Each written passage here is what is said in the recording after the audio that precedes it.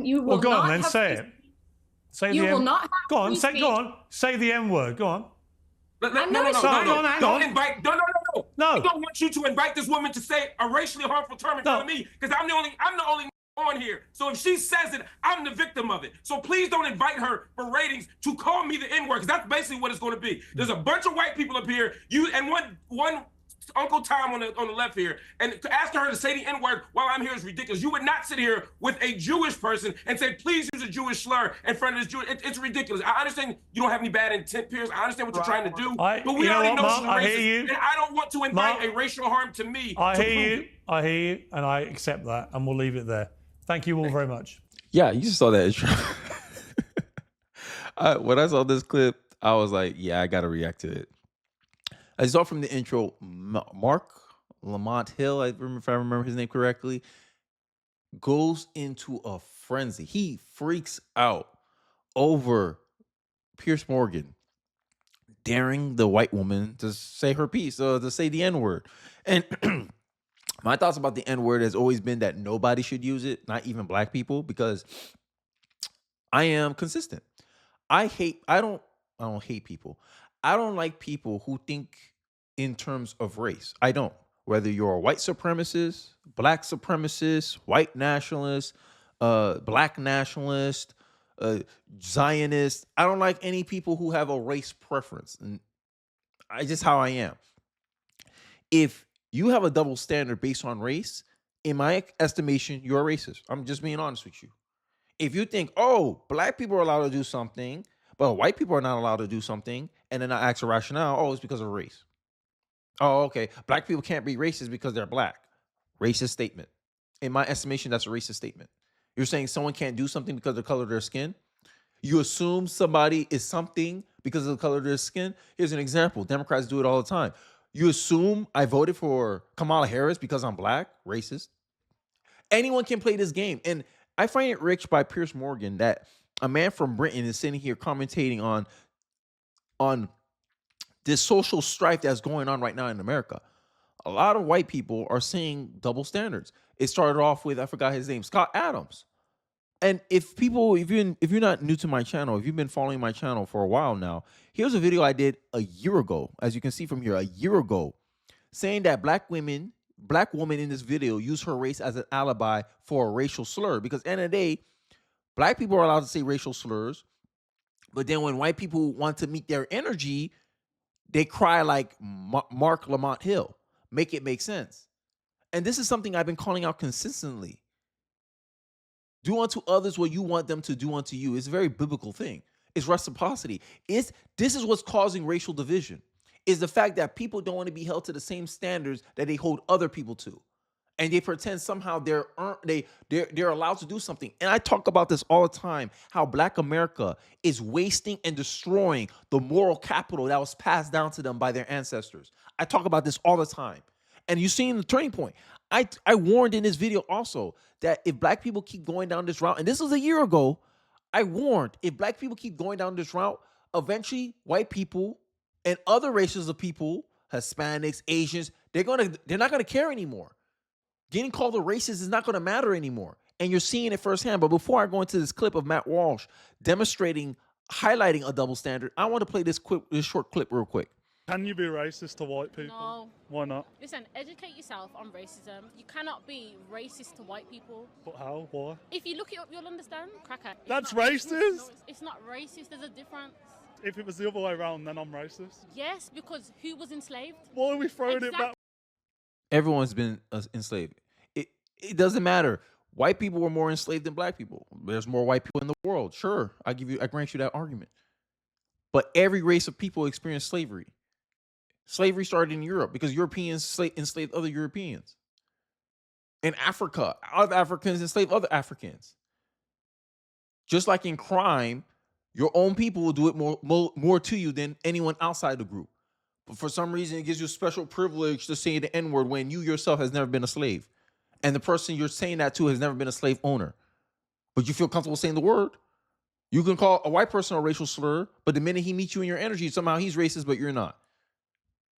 The cope is real. But I digress. That's an example of what I'm talking about. And I'm starting to get tired. Like, if you want to be treated as equals, you must walk as an equal. I rather have respect than love. That's what that's what I value. And if I respect someone, I'm like, hey, I'm not going to call you that word. And if you respect me, you won't call me that word. But when you make it such an issue, it's almost like you're inviting people to say the word because they see how outright people get, black people get. And this is what people call black fragility. Black America is some fragile people. We are some fragile people that we let a word get us more outraged than a black person killing another black person over a pair of shoes. Make it make sense. But here's a clip from Matt Walsh kind of exemplifying this racial double standard.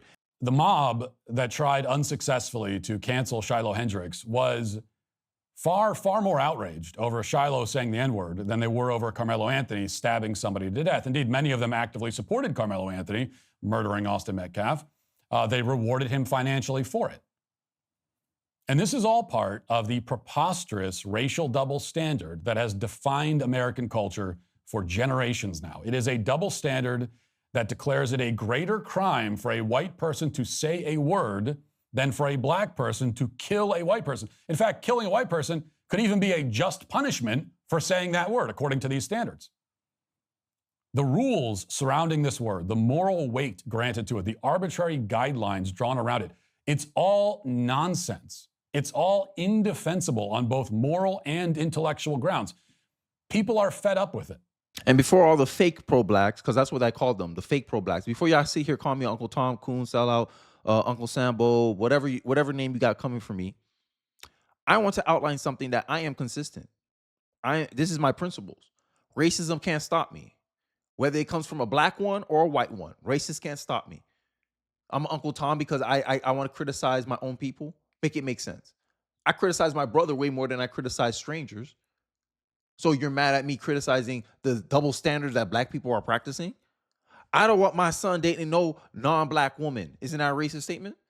But if a white person, that's not a racist statement. That's, oh no, we pro our people. We pro our people. Okay, if a white person like Nick Fuentes, and this is the topic of this video right here, that Myron Gaines, very close friends with that guy, he's gonna make this argument. And end of the day, I don't care what you feel about Myron. I care about what the argument's being stated. Mark Lamont Hill cannot defend the fact that we allow black supremacists, people who believe that you should be black first, you should be race first. But when other groups of people operate in that same model and inconvenience black people, they want to cry foul. When black people are doing something that is technically inconveniencing other people. Oh, you better not bring a white girl home. I never had to deal with this, thank God. My mom was very, hey, this is what I care about, Kenny. I don't care what kind of girl you married, as long as she's about family, she takes care of you, and you take care of her. That's all I care about. My mom didn't put no race standards on me. But strangers, black women that I don't even know, are telling me that, you should date within your race. Huh? If you look at the groups of people, and this is a little wake-up call for all the fake pro-blacks that pretend that they're the biggest victim in the world. If you look at interracial crime committed between two people of two different races, black people are the biggest perpetrator of that. You heard that correctly. Black people are the biggest perpetrator of that. Black on Hispanic crime, you're the demographic outside of the Hispanic community that commits the most crimes to Hispanics. After Asian on Asian crime, black people commit more crimes against Asians than any other racial group in America. Black on black goes without saying. 74% of black people are victimized by another black person. But you crying over white people using your word. The people who are supporting Carmelo Anthony's campaign believe that he was wrongfully charged and they're trying to get him legal defense. The people who are defending this woman are saying, yes, we know you called the 5-year-old autistic black child the N-word, and we want more of it. We approve of it. We support it. These are not the same thing. And it's bonkers to me that we couldn't all stand and say, hey, it is wrong to call a 5-year-old autistic black child the N-word. I mean, Myron, let me just ask you that question. I think this is a yes or no question. Correct me if I'm I think it's wrong to call anybody a racial slur. Right? That's my, not just the N-word, any racial slur. I'm consistent. I don't care. I don't care if it benefits me to leverage my race, to get hypersensitive about a word. Words can't control you. Like, this is the funny part. I don't know what happened. I grew up in the 90s. I'm 96. I was born in 96. And I remember vividly in the 2000s being taught sticks and stones may break my bones, but words can never hurt me. So I never understood why black people get so mad about the N-word. And when I got called the N, even when other black people call me the N-word, I go, I was never a slave. Stop calling me that.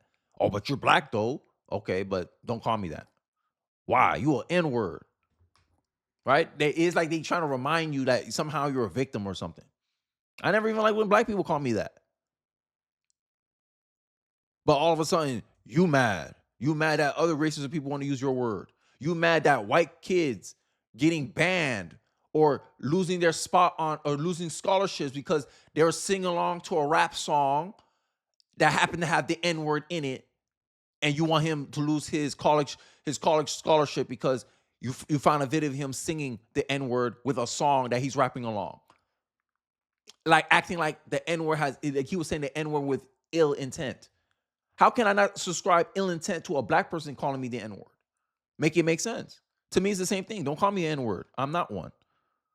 Never was a slave. Probably never will be a slave.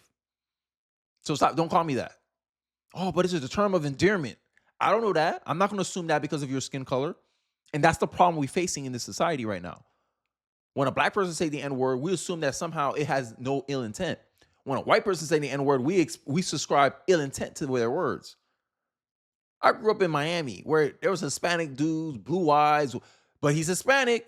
He can say the N-word. And even then, black people have a problem with that. So, end of the day, black people, pick your struggle. Either you want to be treated as equal or you want privilege. You can't have both. Let's continue with the video.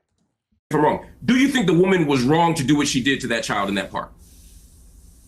I don't approve of that. But what I will say is that it's very important to understand the entire context of what led us to this position. Because again, Metcalf and Hendricks is a microcosm of a much larger problem. Earlier, we were talking about tribalism when you were mentioning Nick Fuentes' tweet. Here's the thing. Black people could be as tribal as they want to be. You have people like Tariq Nasheed, Dr. Umar Johnson running around about black power and marry black women and keep it in the hood and all this other stuff. But if white people assemble and say, you know what, white power, we need to keep our nation white, they're immediately ostracized and labeled as supremacists, and they get banned off every single platform. I find that interesting. And this is what gets called black privilege. Black privilege is you're allowed to be racial, you're allowed to be race first and not be called a racist. You're allowed to say that we need to have our own black this, black that. We shouldn't invite black people. White people shouldn't be in black spaces. You're allowed to say all that. No penalty, no societal penalty on you. Because all this, and this is all this is reality is that you're borrowing off the moral capital that was handed down to you. This is black privilege, right? Everyone talk about privilege is something you got without earning it personally. That's black privilege. That you inherit moral capital from Martin Luther King and them, right? And you borrow that moral capital to be racist, essentially, to be a racial supremacist. And I condemn it in all its forms. I condemn racial supremacy in all its forms, whether you're a black nationalist or a white nationalist. I see y'all two birds, or two wings on the same bird. That's how I see black nationalists and white nationalists. Whatever thing you have for white nationalists is the same concern and skepticism I have of black nationalists. And matter of fact, you went ahead Isn't that the same thing? No, actually, it is the same thing. Because here's the problem with black people. No, you it's not. Hold on, let me finish this. Black people practice the very racism they cry about. You guys can gather together and say Black Lives Matter, Black Power, but if white people get together and say white power and gather together, they're considered white supremacists and they get banned off every single platform. Why is that Jared Taylor and Nick Fuentes are banned off every platform for practicing white nationalism, but black people are allowed to stand every single platform getting interviews on a Breakfast Club? Explain that to me. There's a two-tier situation here where black people are able to benefit off of being racist while whites are not. And what we're dealing with right now in America is... And that's because of white guilt, right? I talk about it all the time in my videos that white liberals, and this is the funny part about black people when they sit here calling me Uncle Tom Coon and all this stuff, is that the fact that black liberals, they don't have any real power. White guilt is black power, right? Because at the end of the day, if white people didn't feel guilty about themselves, black people have no power. Black people won't be able to ban people like Nick Fuentes and all this stuff. Ain't black people crowding them out. It's white liberals or white people acting in behalf of black liberals that allows that to happen. So you're still dependent on white people. Oh, we got black power. Yeah, okay. Off of white guilt. But I bet you if white people didn't feel guilty about their skin color, and the most guilty people, the people who practice white guilt the most are white liberals, specifically white liberal women. If you look at stats, which racial group has a negative bias against their own group of people? White liberals are number one. Imagine that. So in the context of, if I played the race game that black Democrats, black race hustlers want me to play, then I'm saying, oh, you only got power because these white people hate themselves. Pretty much the same criticism that they give black conservatives can say about white liberals. Oh, they're doing the same thing we're doing. According to your purview, they're doing things against their own people's best interests. So you're taking advantage of these people's kindness and goodwill to push a divisive, hateful agenda, and they're accepting it because they feel like they're guilty of something. And I'm saying white people shouldn't be guilty of nothing. Why are we holding white people to the sins of their ancestors when 95% of white people here are descended from white immigrants? Make it make sense. Irish, Italian. Most white people are descended from white immigrants, yet white privilege, white people bad. You have all this hate and vitriol for white people. Make it make sense. These black supremacists don't want to talk about how there was about 5,000 black slave owners that owned 27,000 slaves, if I remember correctly. Their own people. They don't want to talk about that though, but they want to pretend, oh, it's because we face slavery as a people. That's why we're allowed to say the N-word and white people not. Well, there's certain black people who are descended from black slave owners that shouldn't be able to say the N-word too, because they might have ill intent. And this is the problem I'm talking about. These people pretend they know history where they don't. 4 million slaves that was in this country's history. 4 million. Less than 5% of white people have any ties to slavery. Make it make sense. But you condemn the whole country for being racist. Okay. We're a country of immigrants. But in the same breath, all white people benefit. Oh, it's the system. Always blaming something. And this is the problem that I think many black conservatives have with the toxic aspects of black culture, is that they like to blame everything on their race. They're poor, destitute, and they don't got no bright future. That's because of racism. They're lazy, unsuccessful, but they focus on the wrong thing. They focus on short-term pleasure over long-term discipline. Oh, it's because of racism. You don't show up on time. That's not part of my culture. AKA because of their race. Always blaming something as their race. And I think a lot of people, a lot of racial groups are starting to get tired of black people using their race as an alibi, specifically Asians. We saw with Harvard and the DEI stuff, the DEI admissions, that they use race as a leverage point, as a factor for admissions, which was racially discriminating against Asians. And you don't see them playing this game. Asians are fighting in court. They're like, nah, you're taking a spot from me for a less qualified black person. What happened to the days of old in the 90s, in the 80s, where black people used to say they had to work twice as hard as a white man to get to the same spot? But nowadays, in 2025, an Asian has to work twice as hard to get to the same spot as a black person in college when DEI was effective. And then they get mad when people like me call DEI racism under new management, because that's what DEI is. Racism under new management.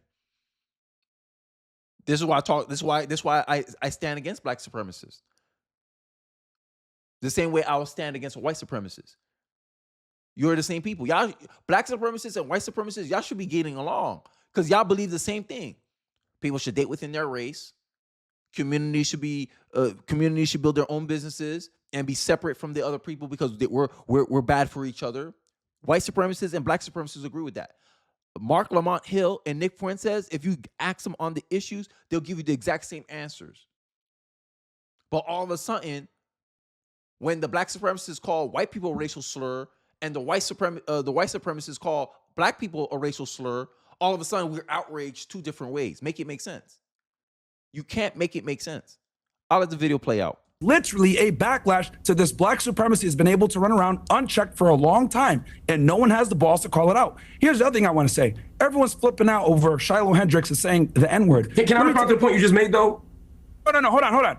Nobody flipped out like this when the United States was getting destroyed in 2020 because of black protests destroying every liberal city in America. So I don't want to hear it about, oh, she made $100,000 because she said the N-word. Who cares? They destroyed billions of dollars of structure because someone got killed who was a criminal. That's the problem in America. You guys get a privilege that no one else gets to enjoy. You could be racist. Okay. And All right, I have to hang on. Hang on, I'm going to hold it there. We've got another guest joining us. See, this is why Piers Morgan shouldn't be able to moderate this panel. Not because he's white, because he's British. He doesn't understand the racial battle that's going on right now in America. And how you got some black people like me who's trying to say, hey, look, I'm a neutral party. Hey, yo, we're all Americans here. This is not helping us. Racial division doesn't help us. It helps the Democrats, though. I talk about this all the time, how racial division actually benefits the Democratic Party. Because the black people keep thinking themselves as a different kind of American, right? They'll always downplay the main priorities of that most Americans care about. Asian Americans, Indian Americans, Hispanic Americans, some black Americans, white Americans. They care about the economy. They care about the core issues that actually matter in your day-to-day life. But if they keep separating people based on racial groups, oh, black people are supposed to care about this, Democrats can play this little divide and conquer game because it always benefits them. The racial bias of the left is now working against them.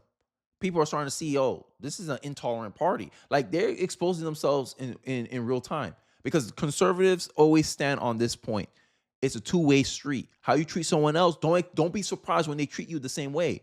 If you call a white dude the C word and he turns back and call you the N word, in my estimation, it was warranted because you call him a racial slur. He's allowed to give you the fire you've been looking for. Oh, but because of her skin color, we're supposed to treat her differently. Isn't that racism?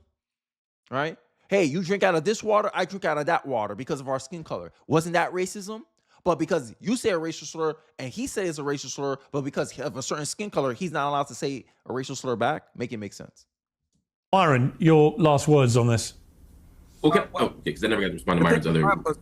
The thing with tribalism, it's a natural human instinct. Like, we are literally designed to want to be in communities and want to be a part of a set of community because it ensures our survival. It's been that way since the beginning of time. So the thing is that people are typically going to align with people that share similar features. And that's why we have the tribalism we have going on right now. So the problem is it's not going to go anywhere. I think the problem is that we've had this penting up for literally decades, and this has been a response to it. You have people that are coming out and supporting someone who you guys might deem as a terrible racist, but I think it's also very important to understand how we got here, because if we're going to look at the smaller problem, we can't look at the bigger problem. Yeah, I get the general sense. But, people have been trying to warn them the nice way for decades, and it hasn't been getting through. So now people are giving you the taste of your own medicine and causing you to wake up. But, I digress. Let me know your thoughts and perspective on this. Do you think that the lady should be banned for saying the N-word when you have a group of people out there allowed to say a racial slurs towards white people, but white people can't give them the same energy? I'd like to hear your thoughts and perspective on this. I think it's a two-way street. I think that if you can't take it, don't dish it out. That's how I grew up. I grew up with reciprocity. I grew up saying this land is your land, this land is my land, from California to the New York Islands. That's how I grew up. Nationalism isn't, to me, a productive and a better nationalism is based on civic loyalty. Who are you loyal to? You're loyal to this country. You grew up in this country. This is your country. You defend it. That's civic nationalism. This ethnic nationalism stuff, I don't want no part of it. I don't like it. I don't like people proponents of it, because all it is glorified tribalism. That's all it is. Your entry to nationalism is the way you were born, not your sensibilities, not your culture, not the country you have loyalty to. I think that is a more better definition. That's a more better way of approaching problems, because everyone can have a seat at the table. But, I digress. Let me know your thoughts and perspective in the comment section below. I'm pretty sure it's going to be a heated one. Let me know your thoughts. Don't forget to like, comment, subscribe. Please share this video if you feel so inclined. It really does help me out in the algorithm. And I'll catch you guys on the next one. Peace.